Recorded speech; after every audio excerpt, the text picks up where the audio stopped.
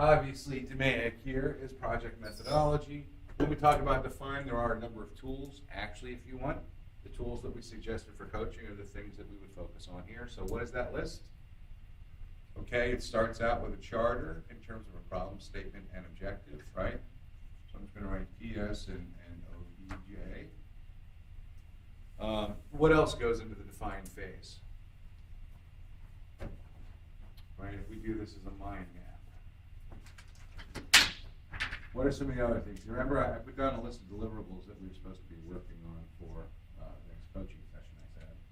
We're really even for that. So, problem statement objective. How about a communication plan? Okay, we talk about a Gantt chart. Talk about a SciPoc. Fish diagram. That actually, well, so don't forget there's define, there's measure, there's analyze, so they're coming. So these are just really the key define phase tools. Are there others? Sure, you can do a voice of customer survey, you can do some other things, but stakeholder analysis, I mean, we don't normally do these things. I'm telling you the things that you'd expect to see on pretty much every project. So a charter with the most important part being problem statement objective, the communication plan, Gantt chart, etc. Okay, so those are the sort of the areas of, if we're going to review things for define, that's what we review. I don't know how much we need to say about these things. Do you? I really don't. I don't think we need to say much. So, okay, I can just move on from all of those if you want, or we can talk about SciPoc. They're all important.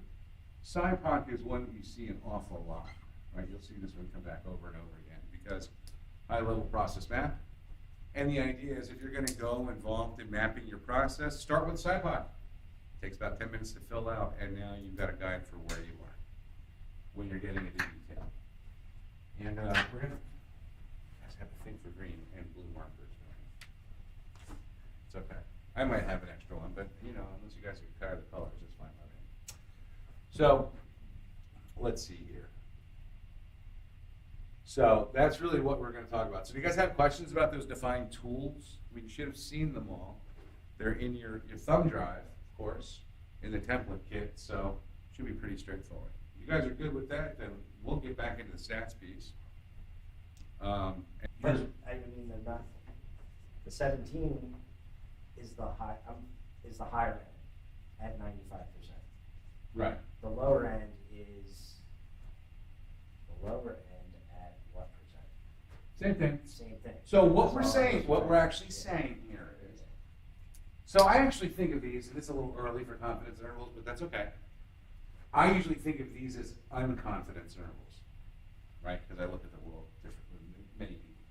So to me, these are unconfidence intervals. In other words, I'm 95% certain that my true parent population is somewhere between these, but I'm not sure where. It's somewhere in there, and I could be wrong. And I'm telling you up front, there's a 5% chance that I'm completely wrong. That's okay. But, so to me, it's unconfidence. Now, if you want to be unconfident, this is at a 95% level, right? You know, if you want to be unconfident at a different level, that's easy. Because here's my 99% unconfidence interval. Okay, notice it's bigger than this.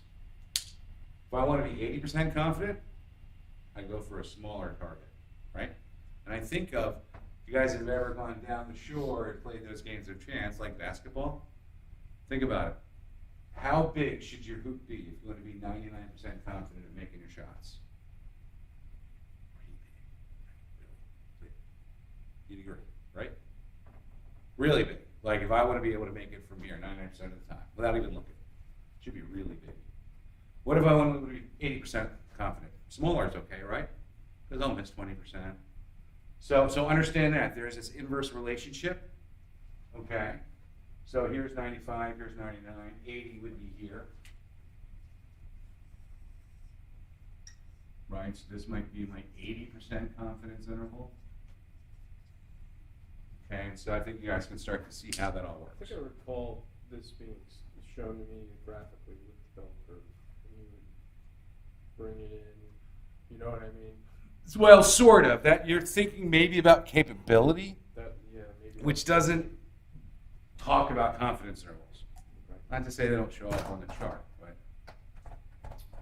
so I think you may be thinking of something slightly Just different. thinking of like maybe it was a standard. deviation. You're thinking of hypothesis testing possibly with your one-tail to two-tail tests, Yeah. right? Where here's my critical Test- value, right? exactly. Like alpha Yeah.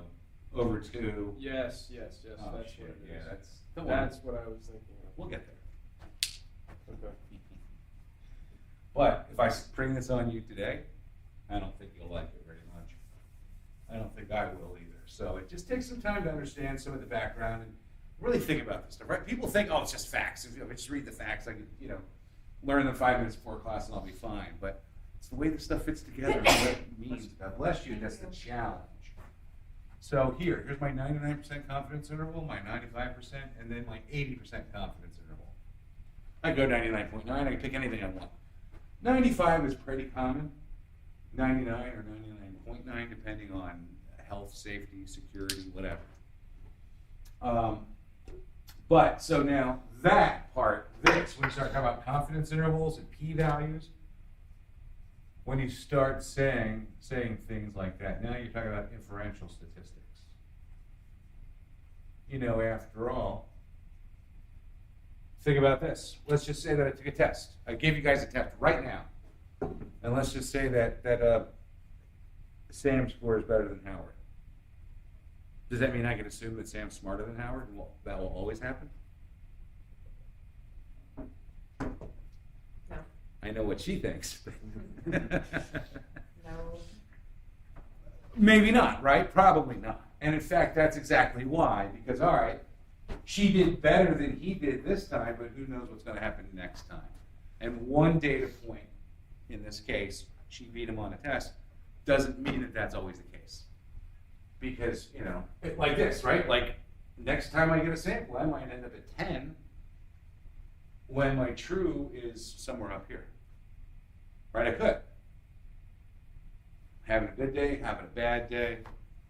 How the one is I only need 2 pieces of information to describe any normal distribution.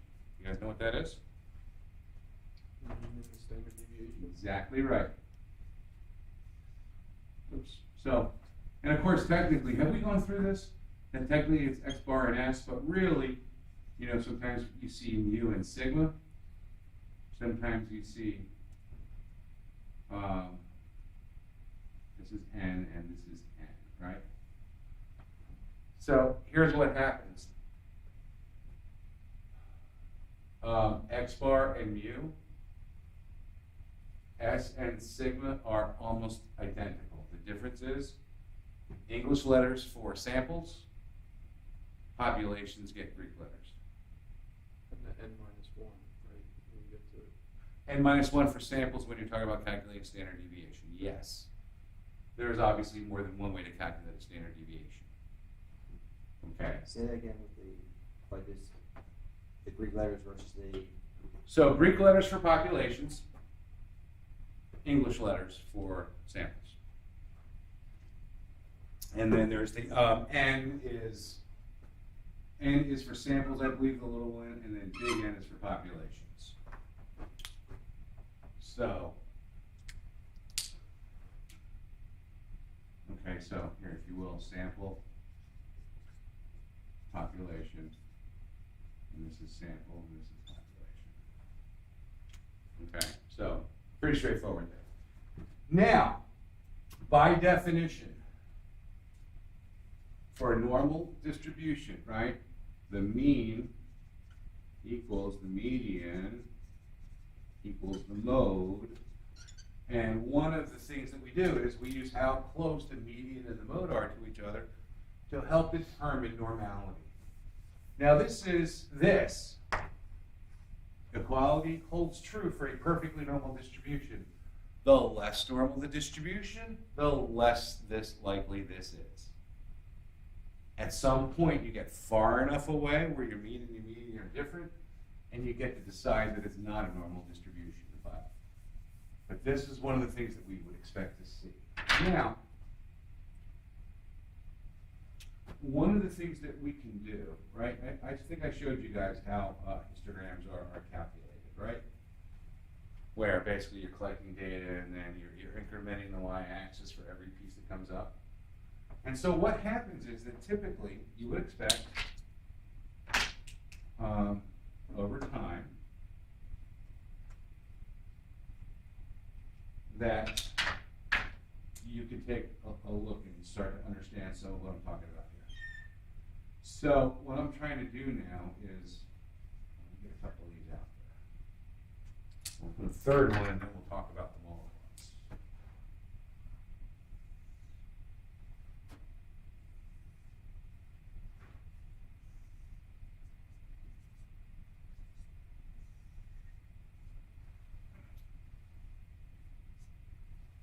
Okay, so take a look at this.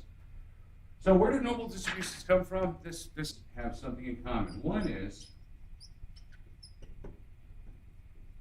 many factors, potential factors.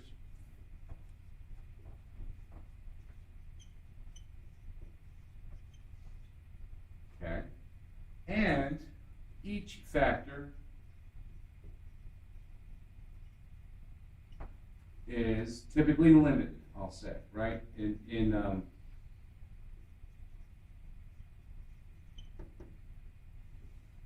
its effect. So in other words, if you think about, right, that's when we're higher on this distribution, but some effects are less active than you're on this side of the distribution. But kind of, most often it's like, yeah, it's about the same number that have about the same effect, and that's why we end up with this as a normal distribution. Okay, now, if we start counting out this idea of standard deviations, right, sigma or S is really a distance. The distance on the underline, actually, the standard deviation is, right? That's all it is. And we know the units, we've already been through that, the units of whatever you're measuring. So, if you will, let's take a look at standard deviation as being the area under the curve here, perhaps, or if we look at the area under the curve as described by the bounds of standard deviation. Now, the numbers I'm getting ready to give you are meaningful. So, for the distance, by the way, these distances should be equal. Any distortion is just due to my artist abilities, right? They should be equal. They should be equal. So here, this distance, this area under the curve, or the probability, if you will, of being within one standard deviation of the mean is about 2/3. So in other words, restated, 68.26% if you're actually specifically interested. Now, restating this, you could say that for a stable normal distribution, about 2/3 of the time, you will be within one standard deviation of the mean. That sound like an important fact to know? Just saying. How would you like to, impress your friends, thrill your neighbors, and astound your colleagues by being able to toss things off like that? This is normal. Okay, so pay attention here. This is important, and it really is. It's not just like fun party tricks, but wouldn't it be nice to know, to look at a data set and know what you can expect to see about 2/3 of the time? Right? So plus or minus one standard deviation. So x bar plus or minus 1s. It equates to 68.26. Now, when we go to plus or minus 2 standard deviations from the mean, I don't expect you guys to know these numbers, so I'm not asking you to remember them. Although, you could get to be as cool as me if you actually memorize some of that stuff. So, anyway, 95.45%. So in other words, about most of the time, we're within 2 standard deviations of the mean. Now, does anybody remember for 3 standard deviations what it is? It's 99.73. This is all short-term variability, which 99.73. So in other words, if 2/3 of the time we're within 1 standard deviation of the mean, and most of the time we're within 2 standard deviations of the mean, then almost all the time we're within 3 standard deviations of the mean, as long as we are with a process that is in control. Okay? Doesn't even have to be capable, just has to be in control. And when we say a process is in control, what does that actually mean? What does that mean? This is, again, very key stuff in terms of getting people to believe that you know what you're talking about. Right? Certain key facts will really help. So when I say my process is in control, what does that actually mean? I'll tell you what, Adam, I know you're busy thinking about things, but do me a favor. I don't know who you are, oh, well, I do probably know who you are, and I'm still not talking to you. Sorry, what? I was just writing down. Yeah, I understand, I know, so think about this a minute. I'm gonna ask all of you. Hopefully you guys can all come up with a relevant statement for processes in control. So, can you think of anything? How do I know? If I say my process is in or out of control, what do I do? How do I know that? It's predictable. Okay, so if a process is in control, you're saying it's predictable. Sure, I'll go along with that. What else? Not a lot of variability. Maybe. We're not actually talking about Can that. you define control? I can, absolutely. So, can anybody else define control, by the way? I'm glad you asked. So a process that is in control means that, if you will, there are no external influences working on it. Okay, there are no lurking variables that we haven't considered. So it's perfectly normal. Maybe, probably, but not guaranteed. Because after all these different distributions, there's the normal distribution that we talk about the most. There's, oh my gosh, there's Poisson, which is for count data, attribute data, there's hypergeometric, there's all sorts of distributions. What's the one that models infant mortality in electronics? Weibull, right? Weibull is very famous in the reliability field for that, because it models infant mortality, right? I mean, basically with electronics, whether or not you know this, it's still a fact. If electronics don't die within the first day, they're likely to last at least a month. If they last a month, they're likely to last years. Right? Infant mortality. If it dies, it's going to die within the first half dozen uses. Okay? So, Weibull is commonly used to describe infant mortality. This is hypergeometric, by the way. Right? There's lots of distributions, and they're not really relevant for us, to be honest, because we actually want to get things done. So when I say something is in control, it means that it is predictable. There are no undetermined root causes working on it, right? I mean, like for instance, let's just say that you're looking at the lab, and of course, you're saying, well, look, the lab, the equipment doesn't change. I trained the people myself, so they're all uniformly good. Therefore, we're going to combine all the results from first and second shift, because we need the data, and it doesn't matter, right? Because we've determined that they're the same. Are they the same? You may think they're the same, but maybe there's a technician on second shift who does things just a little bit differently. In which case, then, your process may not be typically in control because you're not following the same process on both shifts. In other words, shift matters in that case, and yet you don't think it does, so it looks like you've got non-normal data. Right? I'll bet if you looked at first shift and second shift, it might look like that, but when you put the two together, you kind of end up with something like that. And so you can take two normal distributions, mix them together, and now it's not normal anymore. So that's why I like using normality to tell me when I'm down into, if you will, it's almost like signal to noise ratios in electronics or electrical engineering, where when my signal is pure, I know there's no distortion, right? Obviously, but when I have a really good normal distribution, there is no distortion in my understanding of the model, if you will. Is that a good way to look at it? Okay, so if I see non-normality, there's something that I didn't expect. That is adding variability, and I need to understand it. So that's why we do these things. Let's see what else. Oh, by the way, if we were to go further and further out, so typically when we talk about normal distributions, we go out 3 standard deviations, and then we kind of skip 4 and 5, and then talk about 6.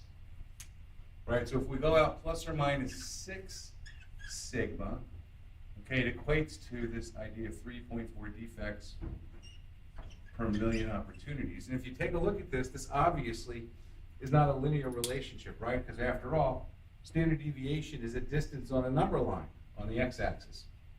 And yet, as we go out that distance, the probabilities change. And you can see that, you know, here's where I am for 1. I don't double it for plus or minus 2. It's obviously getting us closer and closer and closer. So,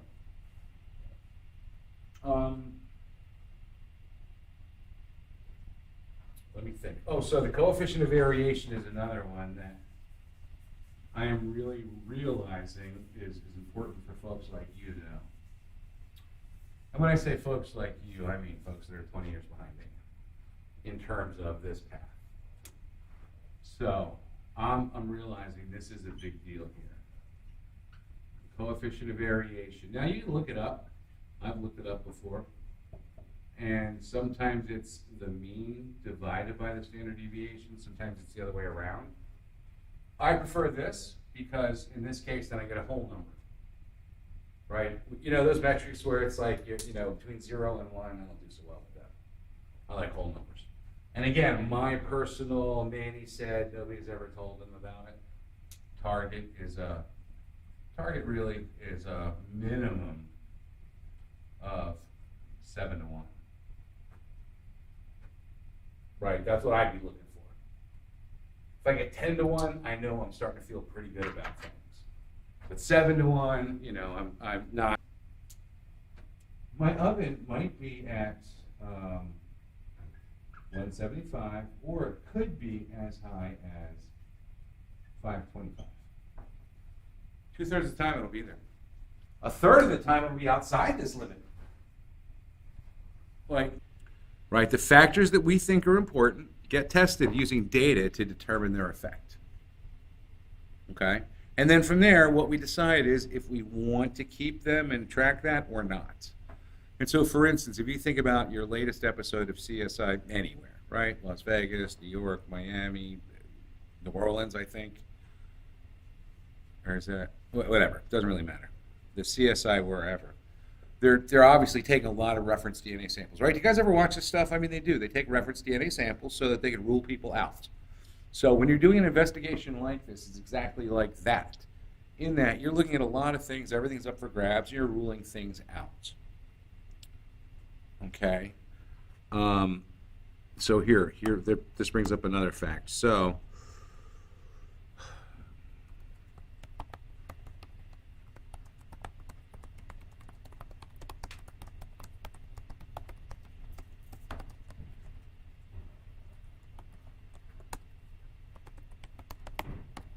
okay, so I got some weasel words here, folks, right? So no impact from changing one factor means that we can probably ignore it. And why do I say probably? Because we talked earlier about when you're building models, how main effects, those things that we're looking at, are considered to be independent effects. In other words, one doesn't affect the other. There is a case known as interactions when the presence or absence of one factor has an impact on the output of another factor. Okay, so in other words, right, like for instance, you guys probably know that for corrosion, you can put a piece of steel in water and it will corrode. You could add salt and it will corrode faster. If you were to take a piece of metal and pour salt on it, my guess is not very much would happen. So why is it sometimes it does and sometimes it doesn't? Doesn't salt have that effect on metal all the time? What do you think, Brett? You're a machinist. No, Or you've, seen a few. there's a change that takes place to the salt in the water, so it becomes a different solution. Okay, true. Think black box. Don't worry about that. Here's the point. Sometimes I add salt, it makes no difference. Sometimes I add salt, it makes a big difference in corrosion. Why? Okay, sure. In a humid environment, you don't need to have liquid water if it's humid. You know, like New Orleans, that's probably good enough. Okay. Anywhere down the shore, the beach, Florida shows that. So even if you don't understand that mechanism, I think that you could see, right? Like, okay, I got some steel, I got some salt, nothing happens. I take that same piece of steel, I stick it in salt water, something happens. So the idea here is that the interaction of salt and water matters, right? Because you've already taken a slightly ionic substance and you've made it now more ionic. And so therefore now it's stronger, if you will. The salt didn't change. What changed is what's mixed with it. Okay, so the easiest way to think about interactions, and what I'm trying to do without using the word, that third bullet point is considering interactions. So the definition of an interaction is this. An interaction occurs when the effect of one factor or variable is impacted by the level or setting of another factor. So in other words, do I have liquid water present? If so, then my salt has an oversized reaction compared to no liquid water present. And the easiest ways to remember this, forget salt, water, and steel. Forget that. Think about this, okay? Easiest way to describe interactions that I can think of, two of them. One is when you're baking, time versus temperature, right? The time that you bake the cake is dependent in part on the temperature. It's not perfectly linear because there are limits. You know, I can't very well say, well, I'll just bake it at 700 degrees for 3 minutes, right? That doesn't work. There are limits there. But you can see how the temperature we pick has an impact on the time. The more relevant or personal interaction I can think of is beer and cold pills, right? Because after all, if I drink a beer, I'm fine. If I take a cold pill, I'm fine. But if I wash that cold pill down with the beer, you know, clear my calendar for the next few hours. So, right? So that's really same thing, but they have an oversized or an undersized effect, right? It could go either way. That we can likely ignore it, but if there are interactions, that's the only time that may change.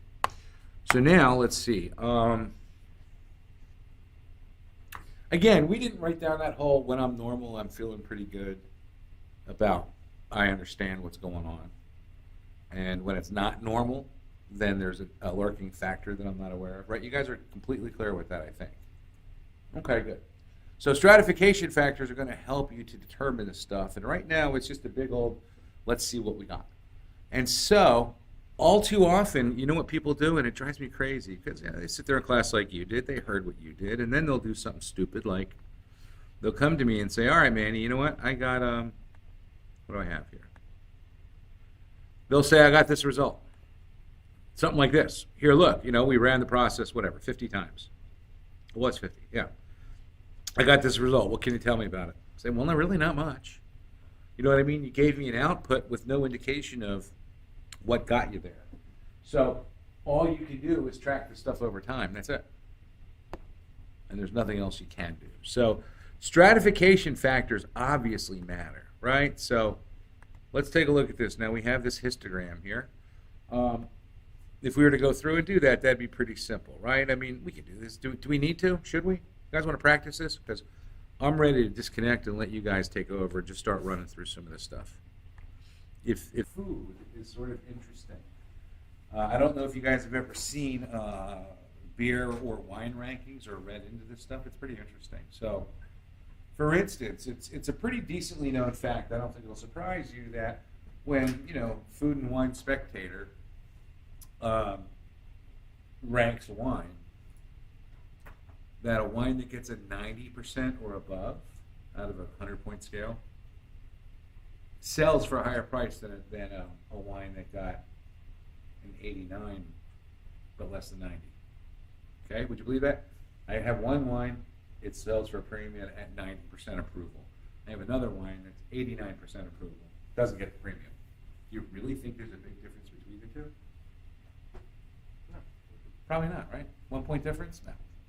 You know, I've been reading all that shit on LinkedIn lately, and they're like, 1 degree can make a big difference. After all, if you're 211 and add 1 degree, you know, If you're at a threshold, it's the same three you said, things right? change. Right. Well, It's an so arbitrary number that's what you pick. they're somewhat making that point. However, though, the thing is, we're not just stuck with this because, after all, when you're ranking things that are inherently attribute, like wine, or there's a gentleman by the name of Michael Jackson, not the king of pop, but he actually administers beer rankings, right? You know how they do that? You guys can look it up. But what they actually do is they'll take any number of attributes. Think about diamonds. How do you rank diamonds? Color, clarity. And what's the fourth C? Character. Thank you. Okay, right. So diamonds are inherently attribute, right? So why can one diamond be more expensive than another? It has the better of the 4 C's. It has a better or a more pleasing combination, right? It's larger, it's lighter, as they say, right? It's not yellow or brown or purple. Actually, if it's purple enough, it's worth more. But the taste of food. So here's what you do: you would break that up into a whole bunch of different categories, and then rank them from a scale of say 1 to 5. So with beer, you might look at head, right? No jokes here, guys, because head is a very important characteristic when it comes to beer. All right, I'm serious. So we can rank that on a scale of 1 to 5. What else? Color. Okay, and depending on if it's a Pilsner or the type, I mean, obviously if it's a wheat beer, you can't rank the same color as anything else. Okay, so we can rank color on a scale of 1 to 5. How about clarity? Is there cloudy crap floating in there that we don't like? You can also rank that on a scale of 1 to 5. What else? What else do we rank? There is an IBU factor, a bitterness factor. Okay, Which is sure. on the 1 to 100 scale, I believe. IBU, there's alcohol content, there's a lot of things we could look at, right? Alcohol, we could look at nose, they call it. How does it smell? How does it look? Right? Could you imagine that if we rank these on a scale of 1 to 10, or if we come up with 20 different attributes to measure, that we could rank all of these and then add up the scores and come up, and now we could take something that's inherently untrackable, unrankable, and turn it into something you can rank.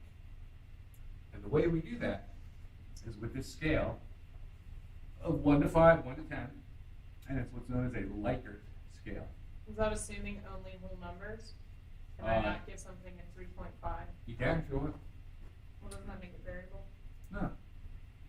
The presence alone, the presence of a decimal point doesn't mean anything. 2.3 kids live next door. Okay? Remember that. So just because you got a dot in your answer doesn't mean anything. Is it indicative of a continuous process that could come out with many different values?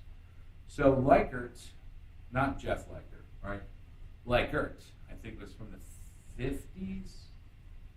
And if you've ever seen somebody in the hospital and the nurse comes in every day, hey, rank your pain on a scale of 1 to 10, they're usually on Likert scale. If you've ever been on the boardwalk ranking the people that go past, Likert scale. Okay, now the thing is, you can evaluate these attribute characteristics with a Likert scale and then add that up, and the result becomes more variable. Right? You see, again, it's potential values that you're allowed to have. So, does that make sense, you guys? And so a Likert scale, I don't know if I've finally written it in here or not, is actually a pretty neat trick to use when you've got one type of variable but you're trying to do some analysis on it. You can always come up with different criteria. Think about an ECN, right? Just something like that. An ECN. Normally you'd say good or bad, right? Good ECN. If you think about implementation, good or bad. But think about it. If we could rank various aspects of implementation on a scale of 1 to 5, what might be some of the things you do with engineering change notices? Right? You said something like this, Sam, earlier, except you didn't use the word ECN. You said, forget, change, validation, something those medical people say.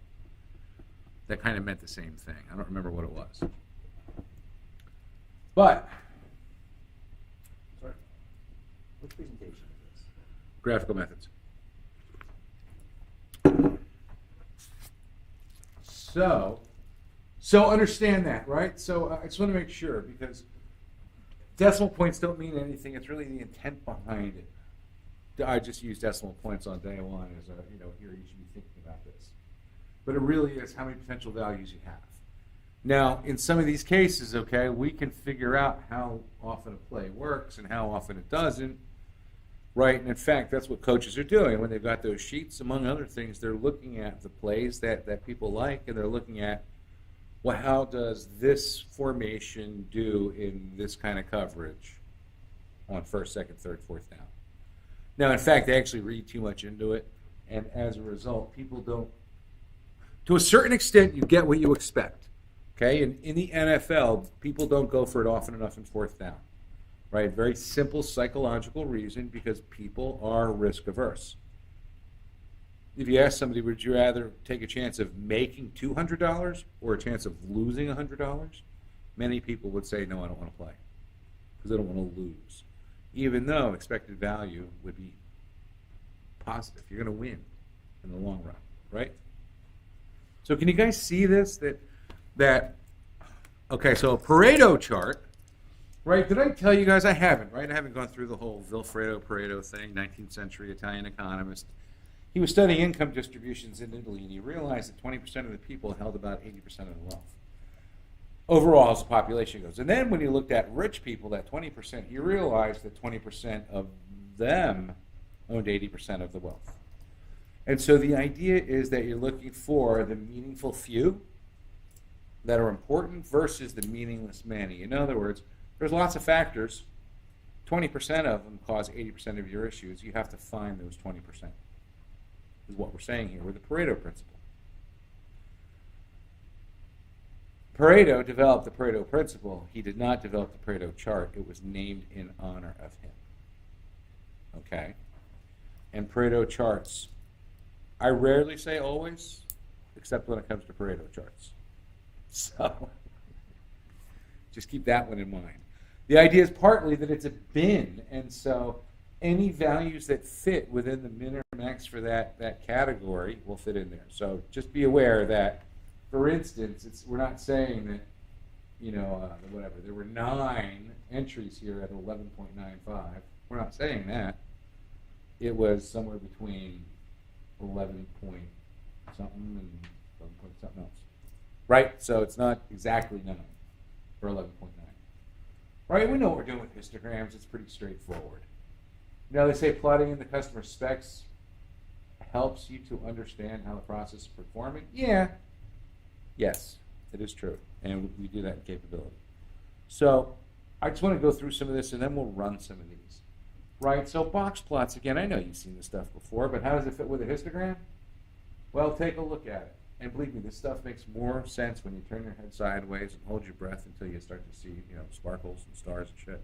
Then it makes sense. But basically, the way I think about this stuff is a histogram and a box plot. You can see the higher bars equate to the boxes, and it starts to drop off as the bars drop off.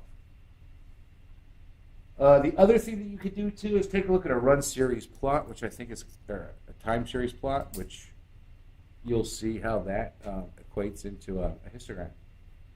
So here's a Pareto chart, folks, and there's a couple things that always make Pareto charts.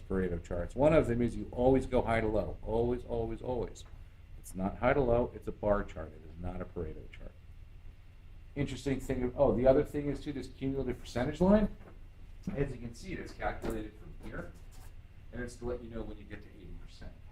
So pretty much when the slope of this cumulative line starts to flatten out, I know that each one of these items contributes less and less of an impact to the overall.